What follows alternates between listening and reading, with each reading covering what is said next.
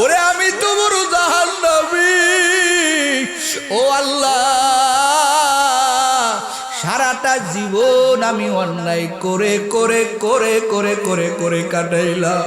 ও আল্লাহ, ওরে শেষ বয়সে তোমার কবরের আযাবের বয়ান শুনিয়া, তোমার জাহান্নামের বয়ান শুনিয়া, ওরে আখিরাতের বয়ান শুনিয়া রে মালিক, পরকালের ভয় আমার কলিজার মধ্যে জমা হয়েছে। এই জন্য রে আল্লাহ, আমি মরণের আগে আমার সন্তানদেরকে ওসিয়াত করলাম, আমার লাশটা পুরাইয়া ছাই বানাইয়া ওরে পানিতে বাজাইয়া দিও, বাতাসে উড়াইয়া দিও। আল্লাহ কয় কেন করছিলি বল? বলে আল্লাহ আমার মনে রেখেছিল যদি আমার সন্তানেরা এইভাবে করতে পারে মনে হয় তুমি আমার আর ধরতে পারবা না। কিন্তু আমি তো তোমার কাছে ধরে খেয়ে গেলাম, আমি তো বড় গুনাহগার, আমি তো বড় জাহান্নামী। আয় আল্লাহ, তুমি আমার জাহান্নামে দিয়া দাও। আমি বাঁচার জন্য এমন কৌশল করছিলাম, আয় আল্লাহ তুমি আমার জাহান্নামে ঢুকাইয়া দাও। আমি তো ধরা খেয়ে গেলাম। এই বান্দা এবার জাহান্নামের দিকে আগাইতে থাকবে। আমার আল্লাহ পিছন থেকে একটা ডাক দিবেন, বলেন না আল্লাহু আকবার। আরো জোরে কোন আল্লাহু আকবার। আমার আল্লাহ কয় বান্দা কোথায় যাও? আয় আয় আয়।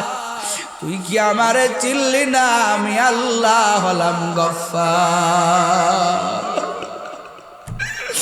আমি আল্লাহ হলাম গফুর। আমি আল্লাহর মতো দয়াবান মালিক আর কেউ নাই। আমি আল্লাহর মতো দয়ার আল্লাহর কেউ ভাবি না। ওরে তুই যে শেষ বয়সে আইসা ওই আমি আল্লাহর জাহান্নাম পরকালকে ভয় করলে, আমি আল্লাহ এমন রহমান, সামান্যই ভয় করার কারণে আমি আল্লাহ তোর বিগত সব গুনাহগুলি মাফ করে দিলাম। তোর ঠিকানা হলো জান্নাত। ও রামপুরের মুসলমান, ও কলিজার টুকরা যুবক, এই ময়দানে যারা বসছো, ও পর্দার আড়ালের আম্মা জানেরা, এই ময়দানে যারা বসছো, মনে কি চাই না আমার আল্লাহর পাগল বান্দা বান্দি হইয়া, আমার আল্লাহর বন্ধু হইয়া আমার আল্লাহর দরবারে যাওয়া? আমার আল্লাহ কয় বুড়া দেখি না, যুবক দেখি না। ওরে যারাই আমি আল্লাহর কাছে কান্না করবে, আমি আল্লাহর কুদরতি পা ধরাইয়া যারা ইনিয়ে বিনিয়ে কান্না করবে, আবার আল্লাহ কয় শেষবারে ওইসা যদি আমার বান্দা একটা বার আমাকে আল্লাহ কয় ডাক দেয়, আমি আল্লাহ ক্ষমা না করে পারি না।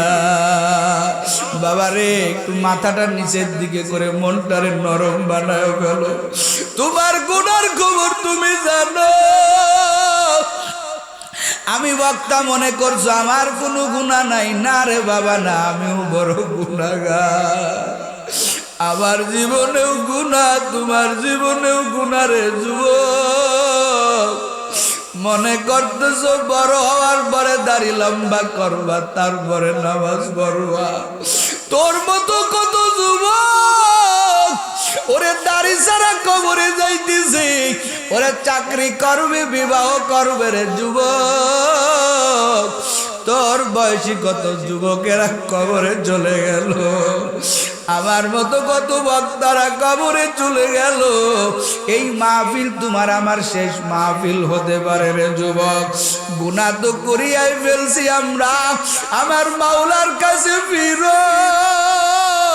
ও পর্দার আড়ালের আমার আম্মা জানেরা, আমার মাওলার এই নিয়ে বিনিয়ে বলো, আয় আল্লাহ আমি বড় গুনাহগার, আমি বড় জালেম। এই ময়দানে আমার মতো গুনাহগার কেউ নাই। আয় আল্লাহ তুমি আমার মাফ করে দাও। আমার মাওলার মতো দয়ার আল্লাহর কারো পাবি না। ওরে যুবক, এই মাহফিল শেষ মাহফিল মনে করো। সকাল বেলায় তোমার আমার ঘরে মসজিদের পালকিটা চলে আসতে পারে, আমারে ডাক দিবে রে নাই মুস্তাফা, রং বিরঙের কাপড়গুলো খুলে দাও, সাদা 3টা কাফন পরো। যুবকরে তাকায়া কি দেখো না কত যুবকের লাশের গায়ের থেকে গেঞ্জিগুলি কেসি দিয়া কেটে কেটে কেটে ওরে মাদার শুধুটা পর্যন্ত গায়ে রাখি না, ওরে 3টা কাফনে বাজাইয়া দেয়। ও আল্লাহর বান্দারা, ও পারলা পর্দার আড়ালে আল্লাহর বান্দিরা, এই জীবনে কত লাশের ছবি দেখছো, কত যুবক এইখানে আছো, ওরে বাবার জনমের মতো গোসল করাইছো, ওরে বাবার লাশটা কান্দে করে করে করে করে কবরে নামাইছো। কানতে কানতে গেছো আমার মা, আজকের পর থেকে আমি আর কারে মা কয়া ডাকবো। এরে যুবক তুই আমিও তুই কবরপুরের যাত্রী। ও বৃদ্ধ বাবা জানেরা, ও পর্দার আড়ালের আম্মা জানেরা, একদিন আপনি আমিও মরবো। আমার বাচ্চাগুলো আব্বু আব্বু আব্বু কয়া কাঁদবে, আমার লাশের চতুর্দিকে ঘুরবে, মেয়েটা বলবে আব্বু কথা কও, আমি আর কারে বাজান কয়া ডাকবো। ছেলেটা মার কাছে বলবে মা আব্বু কেন কথা কয় না, আমার আব্বুরে ওরা কিসের কাপড় পরায়, আমার আব্বুর তো চোখে ভর্তি কাপড়, একটা কাপড় আমার বাবার গায়ে লাগাইলো না, ওই সাদা কাফন কেন লাগাইলো। মা সন্তানটারে বুঝদায় রে বাবা, তোর বাবার চোখের কাপড়গুলো পরবে না। মা কাঁদবে, ওরে তোরা আমার জড়িয়ে দে, আমার কলিজার টুকরা সন্তান, ওই যে দেখ খাটের উপরে উঠিয়া আমারে না বলে বলে আমার সন্তান চলে যায়।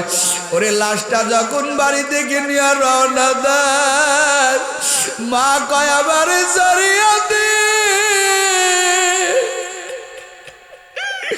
আমার কলিজা কোথায় যায়। ওরে একটা দিন আমার কলিজা যেখানেই গেছে আমারে না বলে যায় না, আজকে আমার বাজান যাইতেছে,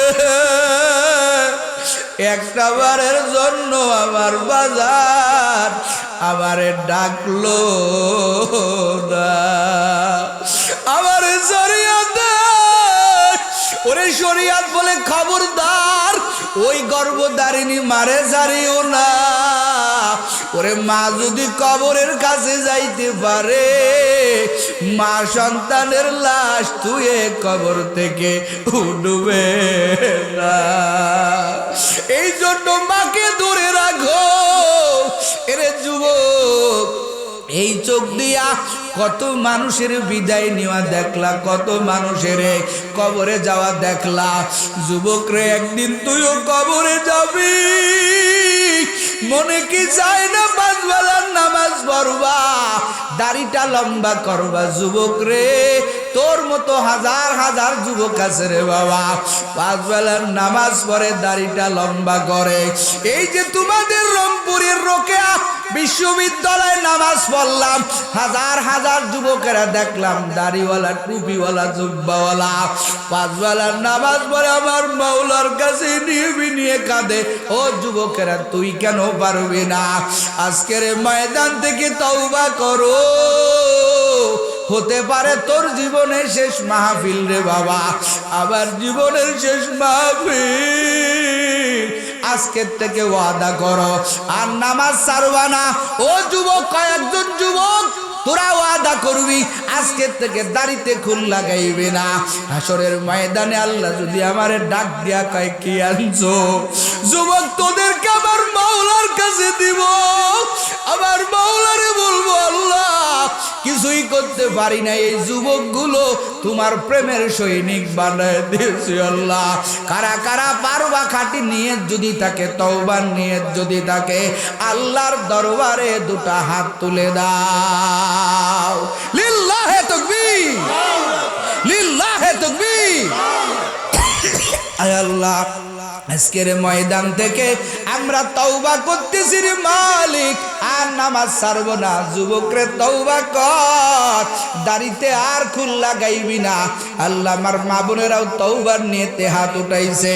আল্লাহ মা বোনদেরকেও কবুল করে দাও, পাঁচ বেলার নামাজি বানাইয়া দাও। আয় আল্লাহ, তোমার খাঁটি বান্দা বান্দি না বানাইয়া কবরে ডাক দিও না। জোরে কোন আমিন। যুবকেরা আমার আল্লাহ এবার কি কয় শোন, আল্লাহ কয় রে নবী, ও আমার পয়গম্বর, আপনার উম্মতের যাইয়া সুসংবাদ দিয়া দেন। আপনার উম্মতেরা যদি ওরে পাঁচ বেলার নামাজ যদি ঠিক মতো জামাতের সাথে আদায় করতে পারে, আমি আল্লাহ আপনার উম্মতকে আমি আল্লাহ 50 ওয়াক্ত নামাজের সওয়াব দান করব। মাকুন সুস্তি নামাজে পাঞ্জে গানা, ফাওয়াইলুল লিল মুসাল্লিনাল্লাযিনা মুমিনারা ইনামাজে ইমদাদ দা, আস্তাইনু আয়াতে কুরআন বুখা। নামাজ লাগবে কি লাগবে না?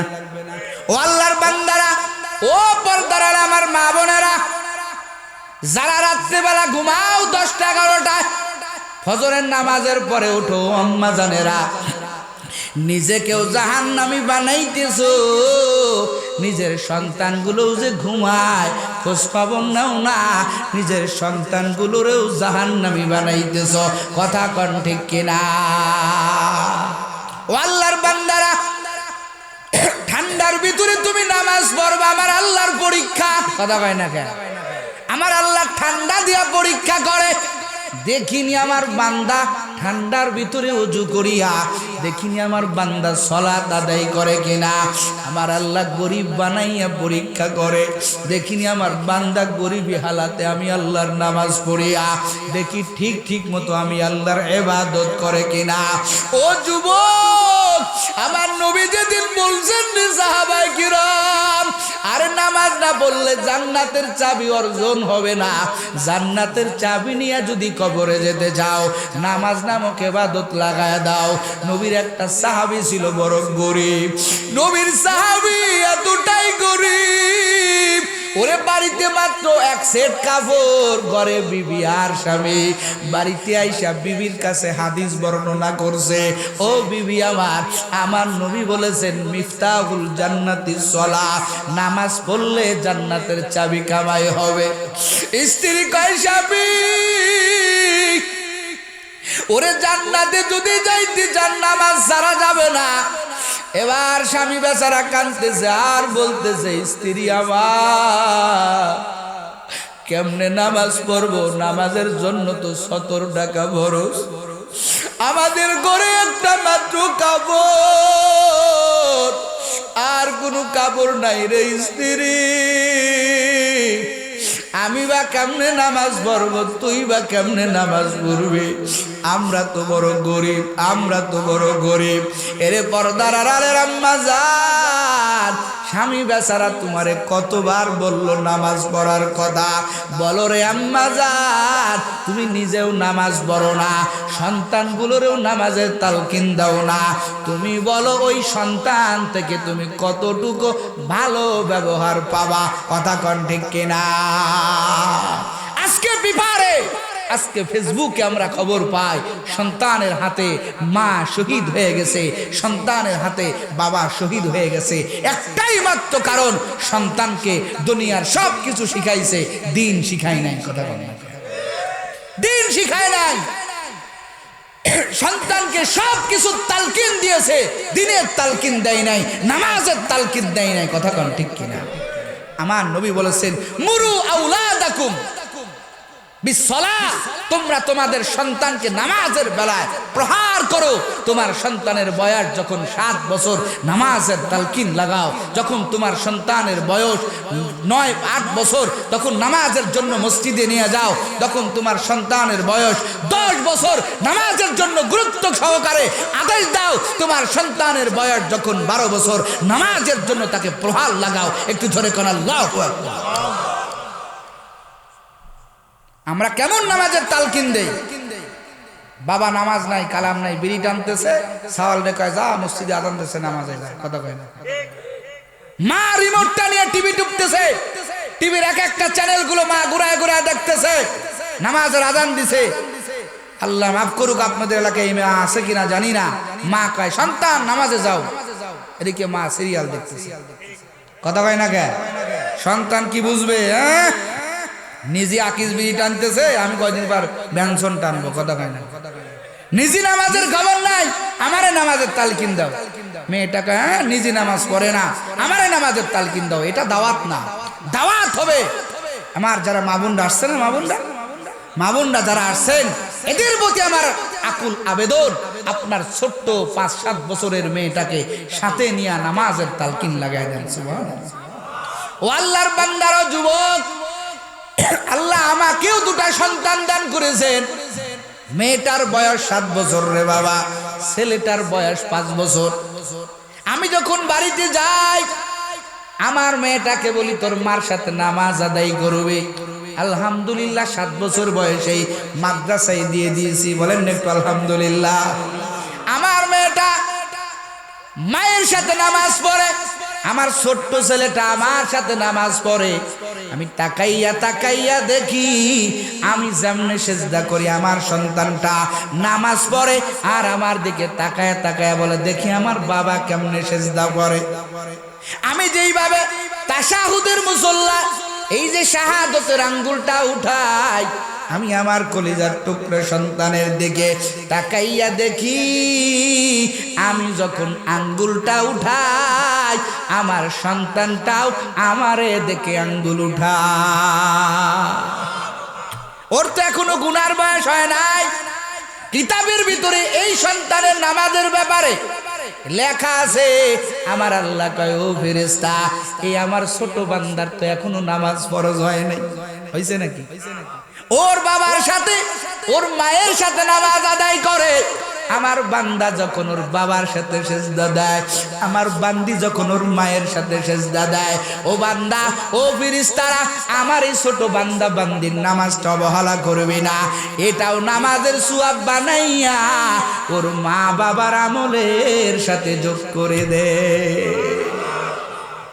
কি কয়? মা বাবার আমলের সাথে যোগ করে দেন। তবে দাওয়াতটা হবে এমনি, বাবা ওযু করবে, সন্তানে বলবে ওযু কর, আমার সাথে মসজিদে চল, কথা কোন ঠিক কিনা? এভাবে দাওয়াত হবে।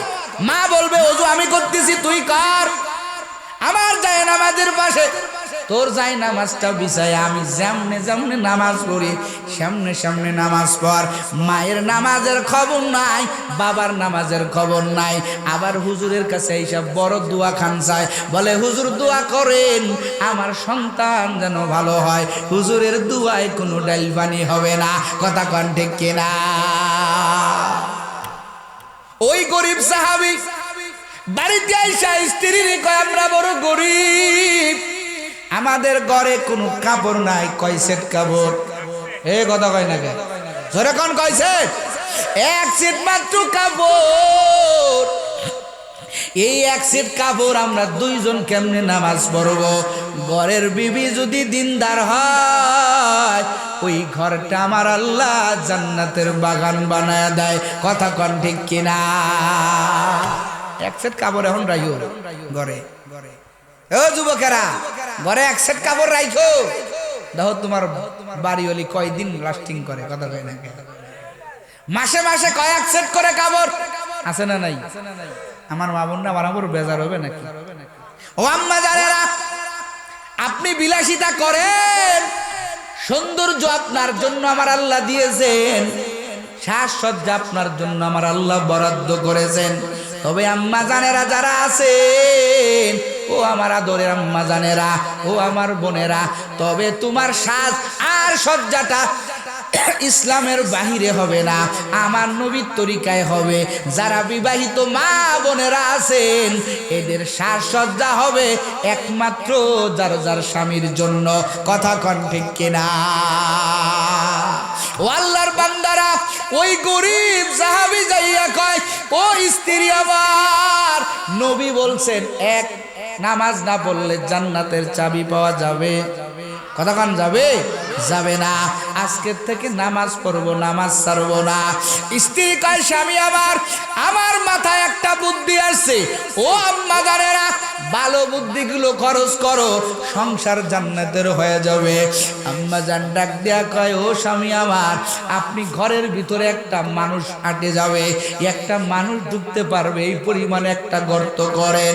ও স্বামী আমার, এই গর্ত যখন হয়ে যাবে, নামাজের সময় যখন হয়ে যাবে, স্বামী আমার, আমি উলঙ্গ হয়ে গর্তের মধ্যে নেমে যাব। আর আমাদের ঘরে একটা কাপড়, এই কাপড় নিয়ে আপনি নবীর কাছে চলে যাবেন, নবীর পিছনে নামাজ আদায় করবেন। আবার নামাজ পড়ার পরে আপনি দৌড়াইয়া বাড়ি চলে আসবেন, আমাকে ওই কাপড় দিবেন, আমি ওই কাপড় পরে নামাজ পড়বো, আপনি উলঙ্গ হয়ে গর্তে থাকবেন। তারপরেও স্বামী আমার জাহান্নামের আগুনে জ্বলতে পারবো না। দুজন মিলে এক কাপড়ে 5 বেলার নামাজ পড়বো, এক বেলার নামাজ ছাড়বো না। নবীর পিছনে সাহাবী নামাজ পড়ে, হাদিসের কথা রে বাবা। নতুন নামাজ ফরজ হয়েছে, কিন্তু ওই সাহাবী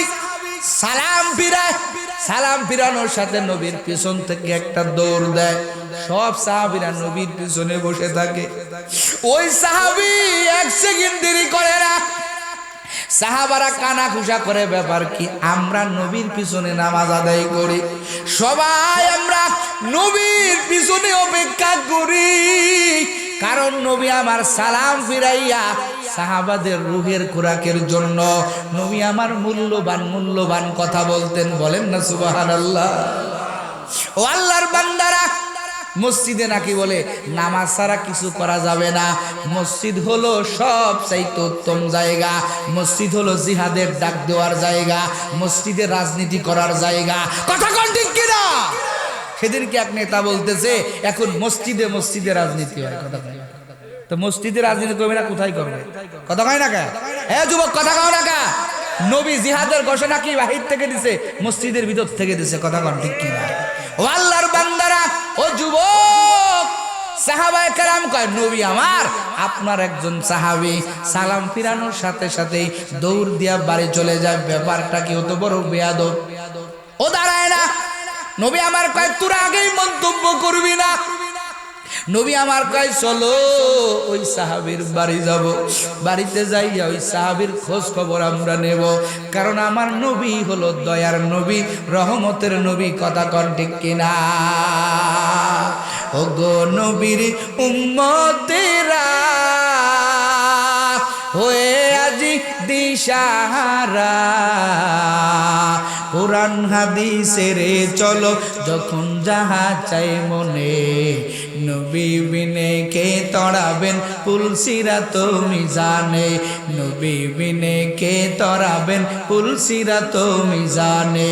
চলো চলো চলো মুমিন, চলো নবীর সন্ধানে, নবী বিনে কে তড়াবেন পুলসিরাত মিজানে। ঠিক কিনা? আমার নবী দয়ার নবী। ও যুবক, নবী আমার সাহাবাদের সাথে নিয়া ওই সাহাবীর বাড়িতে চলে গেলেন, দরজায় গিয়া নক দিলেন। নবী আমার কিছুক্ষণ ডাকলেন, সাহাবী রে দরজাটা খুলে দে, আমি নবী তোর দরজার সামনে। নবী আমার বেশ কিছুক্ষণ ডাকার পরে নবী আমার কিছুক্ষণ পরে দেখে দরজাটা সাহাবী খুলে দিছে। সাহাবীর চোখ বেয়ে বেয়ে পানি পড়ে। আমার নবী ডাক দিয়া কয়, রে সাহাবী, আমি নবী তোর দরজার সামনে হাজির। বেশ কয়েকবার ডাকলাম, কেন দরজা খুলতে বিলম্ব করলি? আর তুই আমার পিছনে নামাজ পড়িয়া সালাম ফিরাইয়া দৌড় দিয়ে বাড়ি আসলি, এটার কারণ কি রে সাহাবী বলো? ওই সাহাবী আর চোখের পানি রাখতে পারে না রে বাবা। এই সাহাবী এবার কান্না করে আর বলে, নবী আমার, আপনি যে দিন থেকে বলছেন নামাজ না পড়লে জাহান্নামে জ্বলা লাগবে, নামাজ হলো জান্নাতের চাবি, ওরে নামাজ না পড়িয়া বান্দা ওরে জান্নাতের গেটের কিনারা দিয়ে দিয়ে বান্দা জাহান্নামের চুলার কিনারায় চলে যাবে। আমার নবী এই বয়ান করেছেন। ওই দিন থেকে আমরা দুইজন মিলে নামাজ পড়ি। আমার নবী কয় সব তো বুঝলাম, কিন্তু তুই সালাম ফিরানোর সাথে কেন তুই বাড়ি চলে আসো? এই সাহাবী এখন কান্না আরো বাড়ায় দিল। এই সাহাবী বলে নবী আমরা বড় গরিব, আমরা এতটাই গরিব রে নবী, আমাদের ঘরে কয়েক সেট কাপড় নাই, আমাদের ঘরে এক সেট মাত্র কাপড়। ও নবী আমার এক সেট কাপড় আমাদের ঘরে রে নবী, কিন্তু আমরা দুইজন মিলে কেমনে নামাজ পড়ব? পুরা ঘটনা নবীর কাছে খুলে বলল। নবী আমার ঘটনা শুনতেছে। ও রংপুরের মুসলমান, আমার নবীর চোখ বেয়ে বেয়ে পানি পড়তে আরম্ভ করলো। আমার নবী কয় রে সাহাবীরা তাকাইয়া দেখো, আমার এই গরিব সাহাবী এতটাই গরিব, আমার সাহাবীর ঘরে তেমন কোনো কাপড় নাই রে। ও আমার সাহাবায়ে কেরাম, আমার সাহাবীর ঘরে তেমন কোনো কাপড় নাই, কিন্তু কেমন আমার আল্লাহর বড় পাগল, ওরে এক কাপড়ে গর্ত করি একজন উলঙ্গ অবস্থায় গর্তের মধ্যে অবস্থান করে, আর একজন নামাজ পড়ে, এরপরেও এক বেলার নামাজ ছাড়ে না। এতটা আমার সাহাবী গরিব, এক বেলার সাহাবী আমার সাহাবী এক বেলার নামাজ ছাড়ে না। নবী আমার সঙ্গে সঙ্গে আল্লাহর দরবারে দুটা হাত তুলে বলে, ও দয়ার আল্লাহ, যেই সাহাবী এতটা গরিব হওয়ার পরেও আল্লাহ তোমাকে ভুলে না, ও দয়ার আল্লাহ, আমি নবী দোয়া করলাম আমার এই গরিব সাহাবী আর তার স্ত্রীকেও আল্লাহ তুমি ভুলে যেও না। ও আল্লাহর বান্দারা, যুবক, নামাজ না পড়িয়া যদি বাবা কবরে যাও, কবরটা কিন্তু জাহান্নামের গর্ত হবে। জাহান্নামী বান্দা ডাক দিয়া বলবে, ও ভাই, আমি 2 নম্বর যেই কাজটা করি নাই, ওয়ালাম নাকুন তুইমুল মিসকিন, আমি গরিবদের খানা খাওয়াই নাই। আমি দেখতাম তুমি গরিব, তারপরেও কাউকে ফিরাইতে না, অসহায়দের পাশে গিয়া দাঁড়াইতে, তাদের সহযোগিতা করতে আমার টাকা ছিল, সব ছিল, আমি দুনিয়াতে দান করি নাই, গরিবের পাশে দাঁড়াই নাই। এই জন্য আমি জাহান্নামে, দ্বিতীয় যেই কারণে আমাকে আমার আল্লাহ যেই কারণে জাহান্নামের যাত্রী বানায় দিয়েছে, 3 নম্বর কারণ হলো ওয়া কুন্না নাখুদু মাআল খাইদিন, আমি দুনিয়াতে তাদের সাথে চলাফেরা করতাম, ওই কুচক্রকারীদের চক্রান্তে আমি শিকার ছিলাম, যারা ইসলাম নিয়ে বিরোধিতা করত, যারা আলেম উলামার বিরোধিতা করত, আমি তাদের সাথে গিয়া মিশতাম, ভালো লোকদের সাথে আমি মিশতাম না। এটা আমার 3 নম্বর অপরাধ। আর 4 নম্বর অপরাধ, ও জান্নাতওয়ালা বন্ধু, ওয়া কুন্না নুকাযযিবু বিয়াউমিদ্দিন, ও আমার বন্ধুরে, উলামায়ে কেরাম কত বাড়ির কাছে আইসা আইসা বয়ান করছে, বাবারে জাহান্নামের আগুনকে ভয় করিও, কারণ জাহান্নামের আগুন বড় ভয়ঙ্কর। আল্লাহু আকবার। জাহান্নামের সাপ বড় ভয়ঙ্কর। এই যে উলামায়ে কেরাম বয়ান করেছে, ও আখিরাতের বয়ান করেছে রে বন্ধু, আমি 4 নম্বর যেই কাজটা করি নাই, আমি আখিরাতকে বিশ্বাস করি নাই। আখিরাতের আযাব, কবরের আযাব, জাহান্নামের আগুন আমি বিশ্বাস করি নাই। এই জন্য আমার মাওলা একটা ইমানদারের ঘরে জন্ম নেওয়ার পরেও আমাকে জাহান্নামের কয়েদি বানিয়ে দিয়েছে। একটু জোরে কন্যা নাউজুবিল্লাহ। ও আল্লাহর বান্দারা, ও যুবক, ওই কবরের ভয় কলিজার মধ্যে ধরো, কারণ মাওলাকে ভয় না করলে, ওই জাহান্নামের আগুনকে ভয় না করলে, হাসরের ময়দানের আগুনকে ভয় না করলে আমার আল্লাহকে পাওয়া যায় না। কথা কোন ঠিক কিনা? গুনাহ থেকে বাঁচা যায় না রে বাবা। নবী আমার হাদিসের মধ্যে ছোট্ট একটা ঘটনা বলেছেন, বনি ইসরাইলের এক বৃদ্ধ লোকের ঘটনা। শুনবেন নি? এ কতক্ষণ শুনবেন? এই বুড়া লোকটা সন্তানদেরকে ডাক দিছে, ডাক দিয়া কয়, ও সন্তানেরা, আমি আজকে একটা জায়গায় গিয়া জাহান্নামের বয়ান শুনছি, কবরের ভয়াবহতার বয়ান শুনছি, কিন্তু আমি তো এমন আল্লাহর বান্দা, আমি জীবনে কোনো নেক আমল করি নাই, আমার তো শুধু গুনার গুনাহ। ওরে আমি পাহাড় পরিমাণ গুনাহ কামাই করে ফেলেছি, আমি তো বুড়া হয়ে গেছি গুনাহ করতে করতে, এখন আমার পরকালের ভয় হইছে, কিন্তু এখন ভয় করে কি লাভ হবে? আমি তোদের কাছে একটা ওসিয়াত করি, আমি তো বড় নাফরমান, আমি তো বড় গুনাহগার। ওরে আমার যেদিন ইন্তেকাল হয়ে যাবে, ও সন্তানের দল, আমার যেদিন মরণ হয়ে যাবে, আমার লাশটা তোরা কবর দিবি না, আমার লাশটা তোরা ওরে করে দিয়া চিতা বানাইয়া আমার লাশটা তোরা আগুনে পুরাইবি, আগুনে পুরাইয়া ছাই বানাইয়া ফেলবে। ওরে ছাই বানাইয়া এক ভাগ ছাই তোদেরকে ওসিয়াত করলাম বাতাসে উড়াইয়া দেবে, আর এক ভাগ ছাই পানিতে ভাজাইয়া দেবে। সন্তানেরা কয়, বাবা এই ওসিয়াত কেন? বলে, তোরা বুঝবি না, আমার মরণের পরে তোরা এই কাজটা করবি। আল্লাহর বান্দার কিছুদিন পরে ইন্তেকাল হয়ে গেল।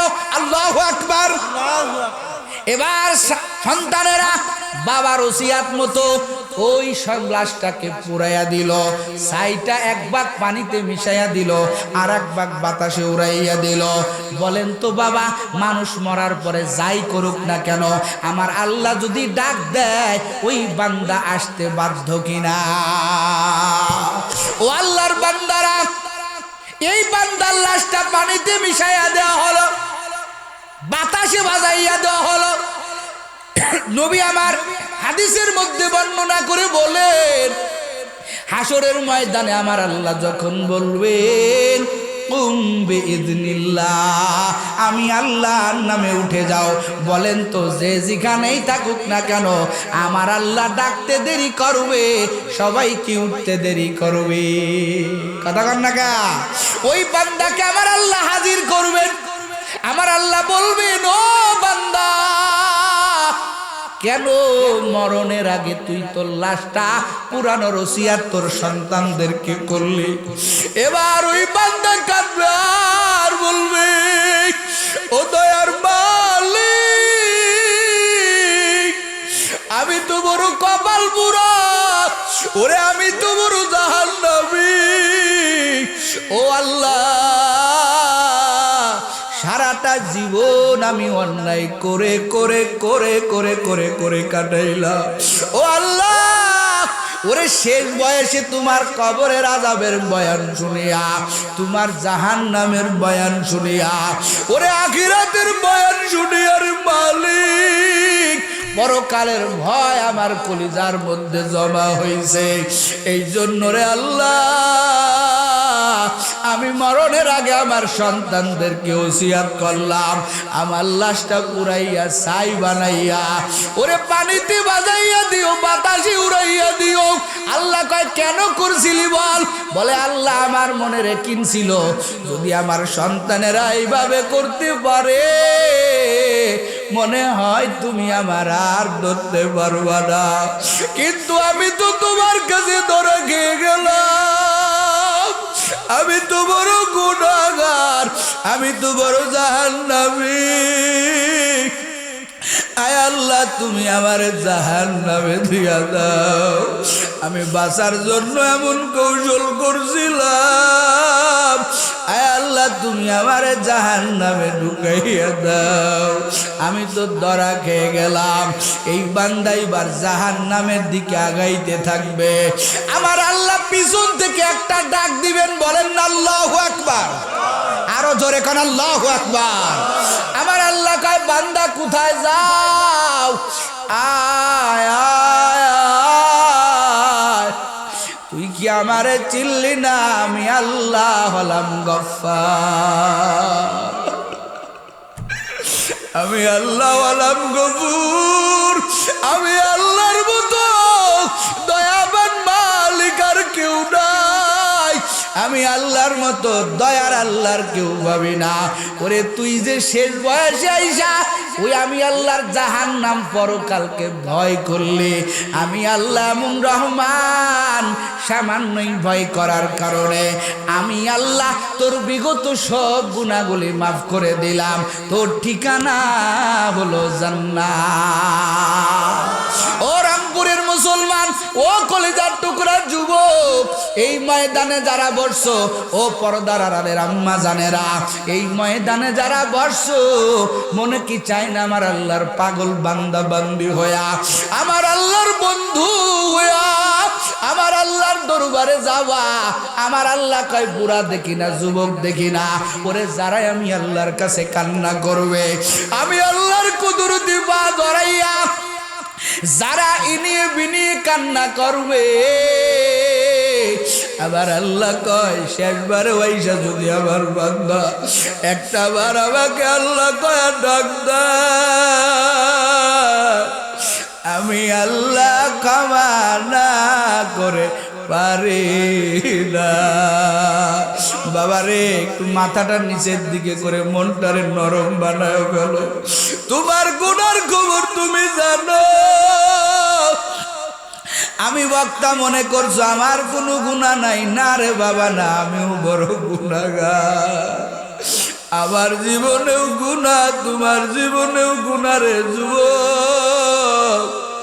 মনে করতেছো বড় হওয়ার পরে দাড়ি লম্বা করবা, তারপরে নামাজ পড়বা, তোর মতো কত যুবক ওরে দাড়ি ছাড়া কবরে যাইতেছে, ওরে চাকরি করবে, বিবাহ করবে রে যুবক, তোর বয়সী কত যুবকেরা কবরে চলে গেল, আমার মতো কত বক্তারা কবরে চলে গেল। এই মাহফিল তোমার আমার শেষ মাহফিল হতে পারে রে যুবক। গুনাহ তো করিয়াই ফেলছি আমরা, আমার মাওলার কাছে ফিরো। ও পর্দার আড়ালের আমার আম্মা জানেরা, আমার মাওলার এই নিয়ে বিনিয়ে বলো, আয় আল্লাহ আমি বড় গুনাহগার, আমি বড় জালেম, এই ময়দানে আমার মতো গুনাহগার কেউ নাই, আয় আল্লাহ তুমি আমার মাফ করে দাও। আমার মাওলার মতো দয়ার আল্লাহর কারো পাবি না। ওরে যুবক, এই মাহফিল শেষ মাহফিল মনে করো, সকাল বেলায় তোমার আমার ঘরে মসজিদের পালকিটা চলে আসতে পারে, আমারে ডাক দিবে রে নাই মুস্তাফা, রং বিরঙের কাপড়গুলো খুলে দাও, সাদা 3টা কাফন পরো।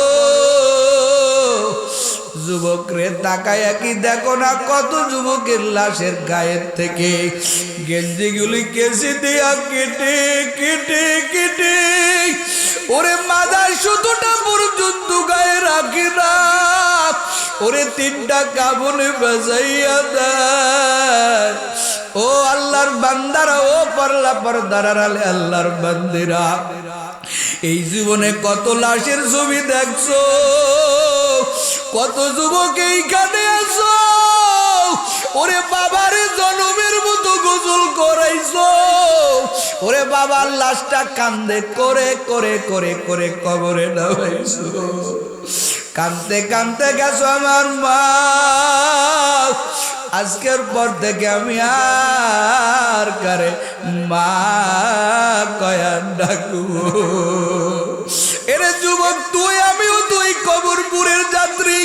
ও বৃদ্ধ বাবা জানেরা, ও পর্দার আড়ালের আম্মা জানেরা, একদিন আপনি আমিও মরবো। আমার বাচ্চাগুলো আব্বু আব্বু আব্বু কয়া কাঁদবে, আমার লাশের চতুর্দিকে ঘুরবে, মেয়েটা বলবে আব্বু কথা কও, আমি আর কারে বাজান কয়া ডাকবো।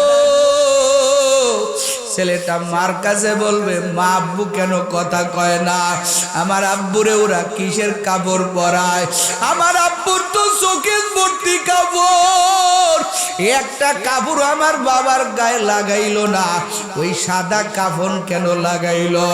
মা সন্তানটারে বুঝদায় রে বাবা, তোর বাবার চোখের কাপড়গুলো পরবে না।